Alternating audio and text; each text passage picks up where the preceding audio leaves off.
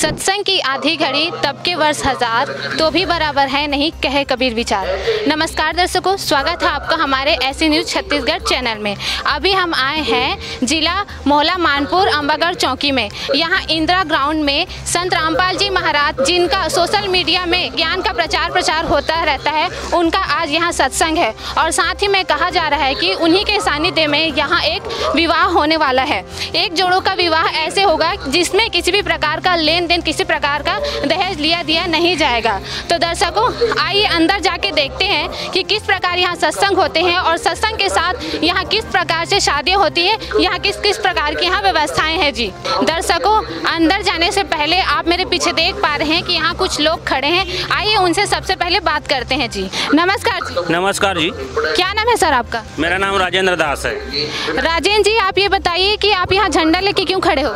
यहाँ हमारे गुरुजी संत रामपाल जी महाराज जी का एक विशाल सत्संग चल रहा है। जो भी श्रद्धालु यहाँ आ रहे हैं उनको दिशा निर्देश दे रहे हैं, वो सेवा लगी है। तो दर्शकों, जैसे कि आपने सुना कि यहाँ किसी भी प्रकार की असुविधा ना हो करके आने वाले श्रद्धालुओं के लिए यहाँ सिक्योरिटी की भी व्यवस्था की गई है। आप देख पा रहे हैं कि जो ग्राउंड है वो बहुत बड़ा है और इस तरफ आप देख पा रहे हैं यहाँ गाड़ियाँ भी लगी हैं। आइए वहाँ जो खड़े हैं लोग, उनसे बात करते हैं। नमस्कार जी। सच साहब जी, बताइए जी, आप किस प्रकार यहाँ व्यवस्था देख रहे हो? हमारे यहाँ पार्किंग सेवा है मालिक की दया से। 2 व्हीलर और 4 व्हीलर के लिए एक व्यवस्थित तरीके से लगाने के लिए, पार्क के लिए। आप यहाँ कितने घंटे मतलब व्यवस्था रखोगे? ये जब तक के सत्संग नहीं खत्म हो जाता तब तक के पूरा पार्किंग की व्यवस्था देखते रहेंगे हम। सभी के लिए हो जाएगी व्यवस्था? सभी के लिए हो जाएगी, व्यवस्थित तरीके से हम लोग लगवाए रहे हैं लाइन के बाद। यहाँ कहाँ से लोग आ रहे हैं सत्संग सुनने? यहाँ सब आसपास के लोग आ रहे हैं, यहाँ से जितने ब्लॉक के आसपास से पूरे। दर्शकों, जैसे कि आपने सुना कि यहाँ श्रद्धालु के लिए भी गाड़ी रखने के लिए अच्छी से व्यवस्था रखी गई है जी। एक तरफ जो है वो 4 व्हीलर को रखा गया है और एक तरफ 2 व्हीलर गाड़ियों को रखा गया है जी। पार्किंग व्यवस्था के बाद जैसे ही हम आगे बढ़े, यहाँ कुछ अलग चीज़ हमें देखने को मिला। यहाँ पोस्टर लगा है। पोस्टर में क्या है, गीता का सार है, इसका पूरा यहाँ पोस्टर लगाया गया है। ऊपर में हेडिंग लिखा है तत्वदर्शी संत की पहचान। मतलब इसमें गीता में जो लिखा है तत्वदर्शी संत की पहचान, उसका पूरा पोस्टर को यहाँ रखा गया है जी। और आगे जो भी गीता से भी जो भी ज्ञान है उस सभी को यहाँ लगाया गया है, ताकि लोग इसे देखें और पढ़ें और जाने कि आखिर हमारे गीता में श्रीमद् भगवत गीता का सार क्या है, आखिर गीता में लिखा क्या गया है। जैसे एक टॉपिक लिखा है, गीता ज्ञानदाता ने अपने से अन्य अविनाशी परमेश्वर की महिमा कही है। तो दर्शकों, चलिए आगे की ओर बढ़ते हैं और जानते हैं कि और आगे क्या क्या चीज़ हमें देखने को मिलेगा जी। दर्शकों, जैसे कि हम कहीं गांव जाते हैं, किसी की शादी में जाते हैं या मंदिर मस्जिद कहीं भी जाते हैं, तो हमें डर लगता है कि कहीं हमारे जूते चप्पल खो ना जाए। लेकिन हमें यहाँ देखने को मिला है कि यहाँ जूते चप्पल भी यहाँ सुरक्षित हैं। आइए जूते चप्पल की व्यवस्था को सुरक्षित रखने वाले लोगों से बात करते हैं कि वो किस तरह से यहाँ व्यवस्था संभालते हैं। नमस्कार। नमस्कार। आप हमारे दर्शकों को बताइए यहाँ किस तरह से जूते चप्पल को रखने की यहाँ व्यवस्था है? जूता चप्पल किसी का खो ना जाए और किसी को परेशानी ना हो, इस कारण से हम लोग यहाँ देखभाल कर रहे हैं। और चप्पल थैला में भरते हैं, भरने के बाद उसको टोकन देते हैं ताकि उसको जानकारी रहे कि हमारे इतने नंबर का चप्पल है, वो झोला में डाले हैं, वो हमको मिलना चाहिए करके। आपको ये सब चीज़ करने से क्या मिलता है यहाँ?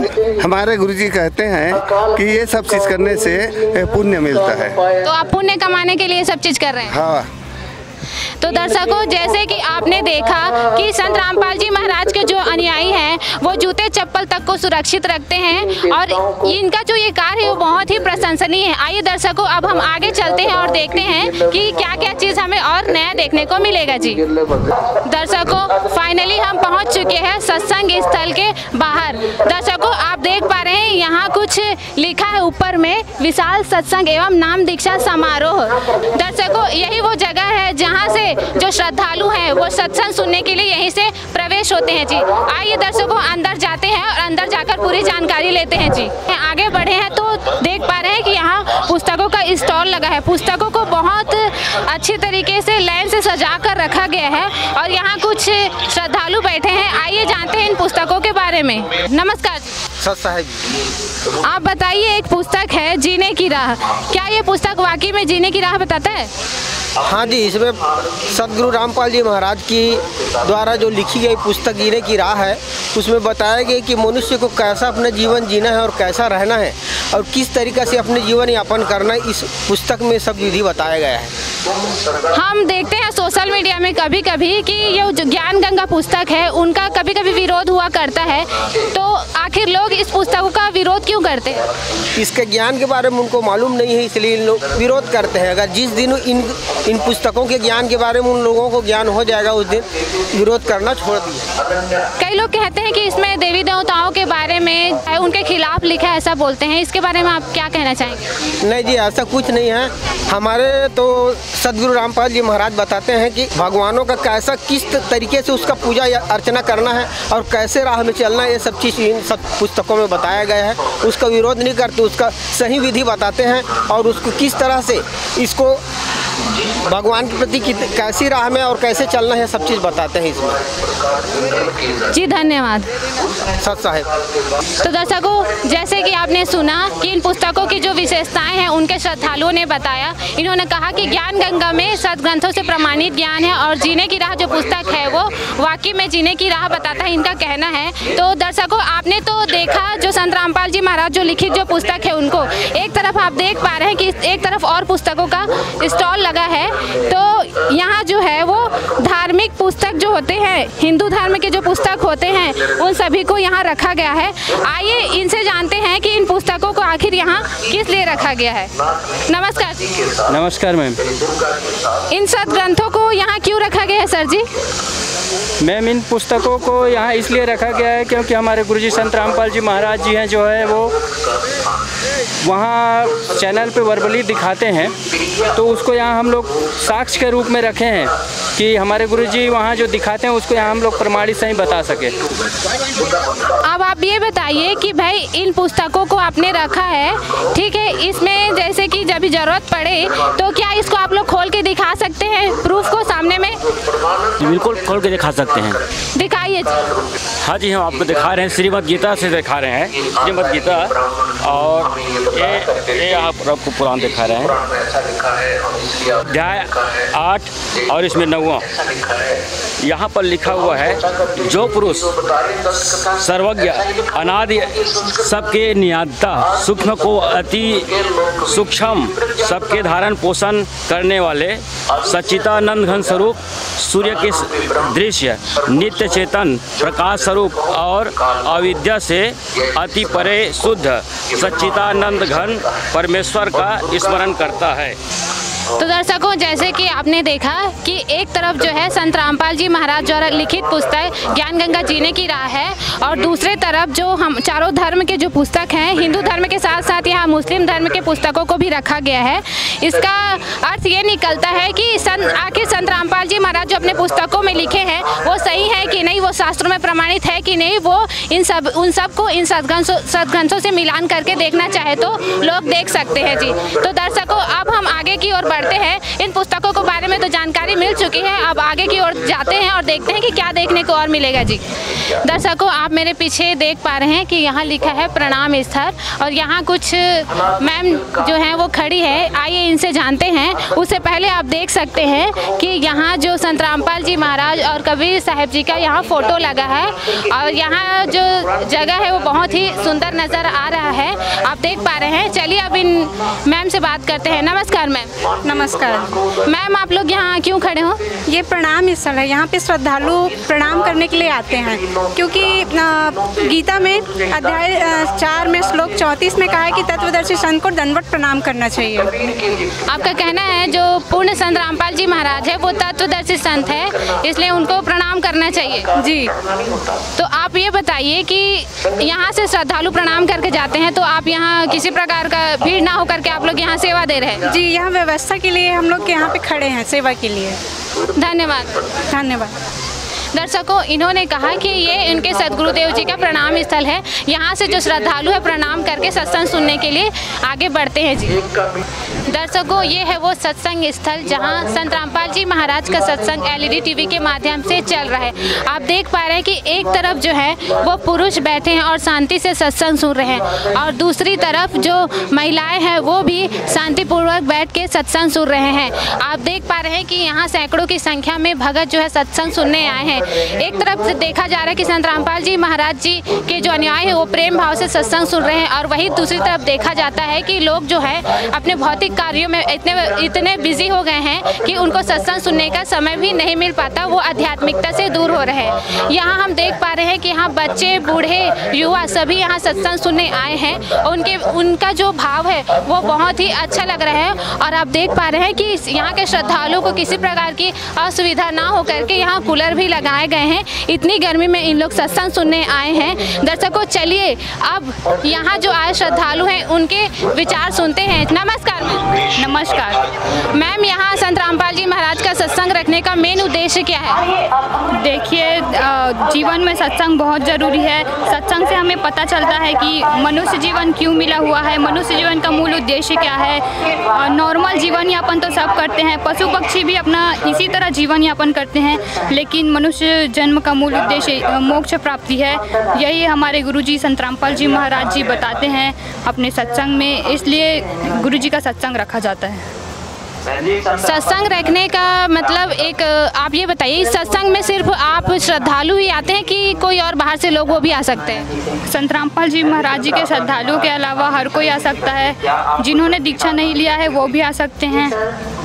उनके आने से उनको क्या लाभ होगा? संत रामपाल जी महाराज जी के सत्संग में आने से अन्य जो लोग हैं उनको आध्यात्मिक ज्ञान प्राप्त होगा, शास्त्र अनुकूल विधि से भक्ति बताई जाती है वो पता चलेगी, हमारी जन्म मृत्यु क्यों होती है वह पता चलेगा। यदि वो संत रामपाल जी महाराज जी से दीक्षा प्राप्त कर लेते हैं तो उनको मोक्ष प्राप्त होगा, उनका कल्याण हो जाएगा। धन्यवाद। धन्यवाद। मैम, आप ये बताइए कि संत रामपाल जी महाराज जो हैं कौन है आखिर? मैम, संत रामपाल जी महाराज पूर्ण संत हैं। लेकिन कई लोग तो बोलते हैं कि वो एक आम इंसान है। नहीं मैम, पूर्ण संत की पहचान गीता जी में अध्याय 15 के श्लोक 1 से 4 में पूर्ण संत की पहचान बताए हैं। जो संत संसार रूपी उल्टा लटका हुआ वृक्ष के पूरे छंद, पूरे भागों का अलग अलग करके विभाग सहित पूरा बताएगा, वह पूर्ण संत होगा। इस प्रकार पूर्ण संत की पहचान गीता में प्रमाण है। दर्शकों, इन्होंने बताया कि संत रामपाल जी महाराज के सत्संग से जो बुराइयां हैं, कुरीतियां हैं, वो खत्म होंगी, और साथ ही संत रामपाल जी महाराज जो है वो मनुष्य जीवन का मूल उद्देश्य क्या है उसके बारे में संपूर्ण जानकारी अपने सत्संगों के माध्यम से बताते हैं जी। आइए दर्शकों, इस तरफ जो पुरुष बैठे हैं, पुरुष श्रद्धालु, उनसे बात करते हैं जी और सुनते हैं उनके विचार। नमस्कार जी। नमस्कार। हम देखते हैं कि सोशल मीडिया में संत रामपाल जी महाराज के ज्ञान का प्रचार तो खूब होता है, लेकिन साथ ही में उनके ज्ञान का कुछ लोग विरोध भी करते हैं। इसका क्या कारण है? इसका कारण ये है कि वो लोग अपने सदग्रंथों से परिचित नहीं हैं। उन लोग सिर्फ सुनी सुनाई बातें को मानते हैं, और जो हमारे सदग्रंथों में क्या लिखा है उनके बारे में नहीं जानते। जैसे गीता अध्याय नंबर 16 के श्लोक नंबर 23-24 में बताया कि जो व्यक्ति शास्त्र विधि को त्याग कर मनमाना आचरण करते हैं उनको न सुख होता है न मोक्ष होता है, अर्थात वो कर भी रहे तो भी व्यर्थ है, क्योंकि शास्त्रों में उसका प्रमाण नहीं है। इसलिए हमको शास्त्रों में जो भक्ति विधि बताए उसको अपना कर हमको भक्ति विधि करना चाहिए। संत रामपाल जी महाराज यही भक्ति विधि बताते हैं जिससे मोक्ष भी होता है, शारीरिक सुख भी होता है, और सभी प्रकार से लाभ भी होते हैं। अन्य जो धर्म गुरु हैं वो भी तो ज्ञान बताते हैं, वो भी तो मोक्ष मार्ग बताते हैं, क्या उनसे उनकी मुक्ति नहीं होगी लोगों की? उनकी ज्ञान और जो सदग्रंथों में जो प्रमाण है वो जमीन आसमान का अंतर है। उनके जो कथा है, जो ज्ञान है, वो शास्त्रों से प्रमाणित नहीं है, वो शास्त्रों से मेल नहीं खाता। भाई, जब हमको शास्त्रों से मेल नहीं खाएगा तो उस ज्ञान को हम क्या करेंगे जो हमको फायदा नहीं मिलता। जैसे नकली धर्मगुरु ये बोलते हैं कि पाप कर्म तो भोगना ही पड़ेगा, तो यजुर्वेद अध्याय नंबर 5 के श्लोक नंबर 32 में बताए कि वह पूर्ण परमात्मा घोर पापों से भी पाप रंधन को क्षमा कर सकता है, माफ कर सकता है, उसको कैंसल कर सकता है। तो ये ज्ञान हमको संत रामपाल जी महाराज बताते हैं। धन्यवाद जी। धन्यवाद। दर्शकों, आपने सुने संत रामपाल जी महाराज के शिष्यों के विचार। संत रामपाल जी महाराज के जो श्रद्धालु हैं उनका कहना है कि जो संत रामपाल जी महाराज जो ज्ञान बताते हैं वो शास्त्रोक्त है। दर्शकों, हमने आपको दिखाया है वीडियो के शुरुआत में सत्संग की व्यवस्थाओं के बारे में पूरी जानकारी आपको बताई जी। इनका कहना है कि अब विवाह भी होने वाला है, तो इसके लिए बने रहे हमारे साथ। हमारे सहयोगी रिपोर्टर मुक्तानंद साहू आगे की जानकारी बताएंगे जी। धन्यवाद। जरा सोचिए, अगर शादी में ना बजे ढोल ताशे, ना बजे डीजे बाजे, महज कुछ ही मिनटों में हो जाए शादी बिना किसी रीति रस्मों के, बिना हल्दी मेहंदी की रस्मों से। कुछ ऐसा ही वाकया जिला मोहल्ला मानपुर चौकी में देखने को मिला, जहां पर एक जोड़े ने महज 17 मिनट में यह शादी संपन्न की। संस्कारों में बंधी, सादगी में लिपटी यह शादी महज 17 मिनट में हजारों दर्शकों की उपस्थिति में संपन्न हो गया। हम उन जोड़ों से जानेंगे कि किस तरह से उन्होंने यह शादी करने का निर्णय लिया और साथ ही उनके विचार भी आपको बताएंगे। अंत तक बने रहिए हमारे साथ।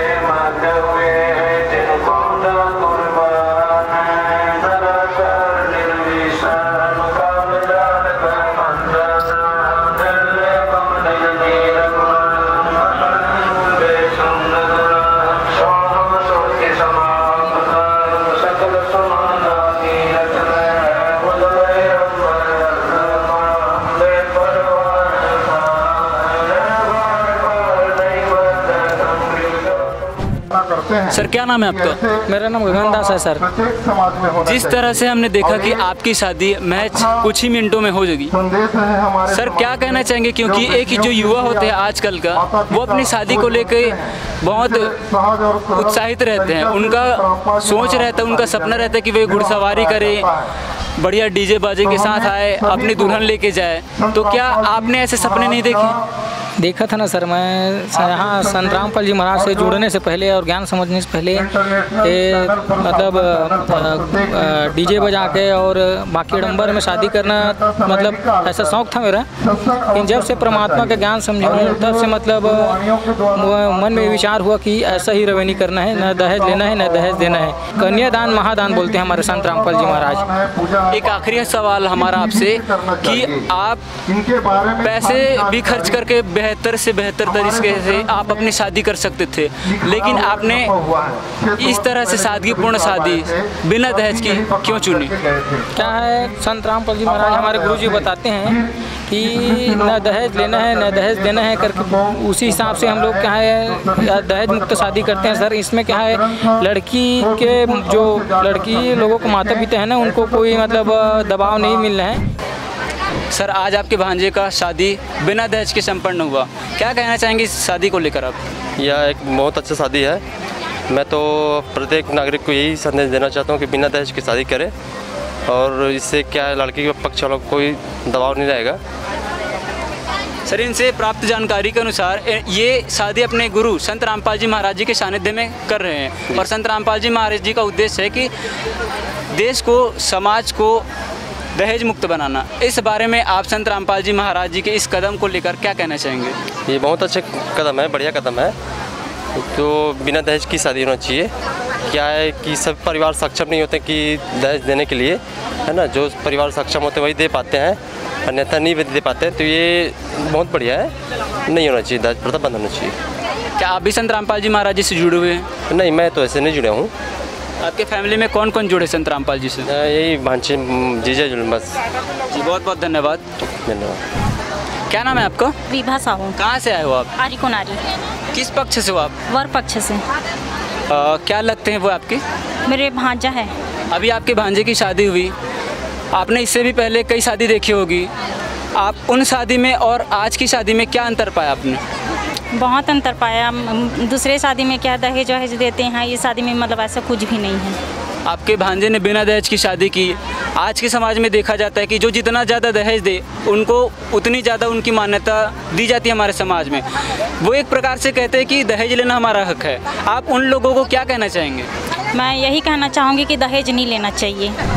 सर अभी यहाँ शादी हुई तो किस पक्ष से हैं आप? लड़की का पिता। अच्छा, आप लड़की के पिताजी? जी सर। एक पिता होने के नाते ये बताइए कि बिना दहेज की शादी आपने अपनी लड़की की करवाई, कैसा महसूस कर रहे हैं आप? बहुत अच्छा महसूस कर रहा हूँ कि ऐसे है कि अभी युवा समाज में कि दहेज लेना 4-5 लाख का देता है। बिल्कुल, एक पिता होने के नाते उनको अपनी बेटी की बहुत चिंता होती है और ये भी ज़रूरी नहीं कि दहेज से उनके ससुराल वाले मान जाए, लेकिन बिना दहेज की शादी की आपने और दोनों पक्ष संत रामपाल जी से जुड़े हुए हैं। हमारे दर्शकों को आप क्या कहना चाहेंगे? मैं यही कहना चाहूँगा कि जल्द से जल्द संत रामपाल जी महाराज का ज्ञान समझे। धन्यवाद। तो दर्शकों, देखा आपने किस तरह से इन नव युवकों ने बिना दहेज की शादी की और एक समाज में एक संदेश दे रहे हैं कि बिना दहेज की भी शादी संभव है। संत रामपाल जी महाराज जी ने दहेज मुक्त भारत का बीड़ा उठाया है और इसी रीति के चलते इन्होंने यह 17 मिनट में इन्होंने अपनी शादी संपन्न की और इसी तरह से इनका विवाह हो गया। इसी तरह के तमाम खबरों के लिए बने रहे हमारे साथ। धन्यवाद।